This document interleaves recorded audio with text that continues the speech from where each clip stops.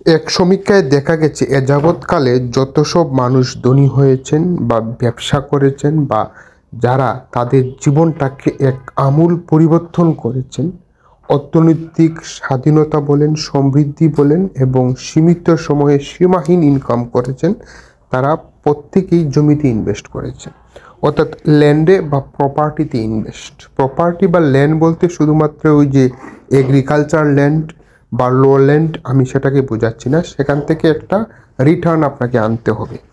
আপনি যে টাকাটা ইনকাম করতেছেন সেই টাকাটার মান আপনি ধরে রাখবেন কিভাবে? প্রতি বছরই কিন্তু আমাদের টাকার মান কমে যাচ্ছে, অর্থাৎ ইনফ্লেশন রেটকে বিট করতে পারতেছে না। আপনি যে টাকাটা ইনকাম করতেছেন এই বছর, আগামীতে গিয়ে দেখবেন সেটা পারচেস পাওয়ার কমে গেছে। তো এই পারচেস পাওয়ারটা ধরে রাখার জন্য বা তার চেয়েও বেশি যাতে ইনকাম হয়, সেই ব্যাপারেই আমরা কি করি, যে টাকাটাকে ইনভেস্ট করতে চাই। যারা বুঝেন না টাকার ব্যাপারে, ফিনান্সিয়াল নলেজ যাদের নাই, তারা কি করেন, টাকাটা ব্যাংকে রেখে দেন, এফডি করে রাখেন, কেউ কেউ সঞ্চয়পত্র করে রাখেন। হ্যাঁ, আপনি একটা লামসাম একটা অ্যামাউন্ট কিন্তু অবশ্যই এফডি অথবা সঞ্চয়পত্র রাখতে পারেন, কিন্তু রেস্ট অফ দ্য অ্যামাউন্ট আপনাকে কিন্তু ইনভেস্ট করতে হবে। সেভ মানি কিন্তু ওয়েস্ট।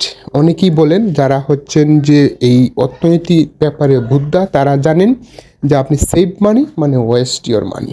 কেননা আপনি প্রতিনিয়তই টাকার মান কিন্তু হারাচ্ছে, ঠিক আছে? গভর্নমেন্ট যদি আজকে এই টাকাটা যদি বলে দেয় যে একদম ভ্যানিশ করে দেয়, আপনার কিছুই করার থাকবে না। বিষয়টা হচ্ছে এইরকমই, যে একদম শুভঙ্করের ফাঁকি হচ্ছে যে এই মুদ্রাস্ফীতি, মানে মুদ্রাস্ফীতি আমাদের টাকাটাকে খেয়ে রেখে দেয়। একটা উদাহরণ দিলে পরিষ্কার হবে।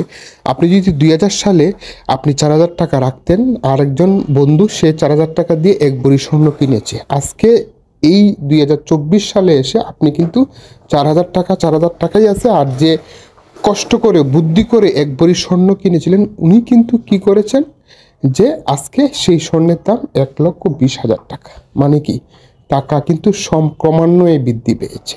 তো বিষয়টা হচ্ছে এটাই, আপনি সেভ করলেন মানে কি, মানি কিন্তু ওয়েস্ট করলেন। কাজে আপনার উচিত হবে ল্যান্ডে অথবা গোল্ডে অথবা রিয়েল এস্টেটে অথবা অন্য কোনো মেটাল, যেমন গোল্ড বলতেছি, সিলভার, এরকম সেক্টরে আপনি ইনভেস্ট করে রাখলে আপনার টাকাটা কি হবে, প্রতিনিয়তই বৃদ্ধি পাবে।